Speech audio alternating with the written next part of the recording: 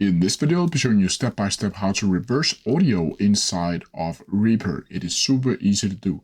So the first thing you need to do is open up Reaper like you usually would. And then from here, you need to find the clip or audio that you want to reverse. We can take a listen to how it sounds like right now. Alright, so now you need to select it. Go up to the action bar up here and click Show Action List. Then from here, it should be looking something like this. And up here in the filter, you need to click in Reverse, like so. And then from here, you'll see all of these options down here. Then from here, you need to find the one that's called Toggle Take Reverse. This one in particular. Then from here, you need to go down and click Run, like so. And then you can close right here. Then from here, let's take a look at the exact same audio. And that's how you do it. If you have any questions about it, please leave them down in the comment section below and I'll try my best to answer them as quickly as possible. See ya!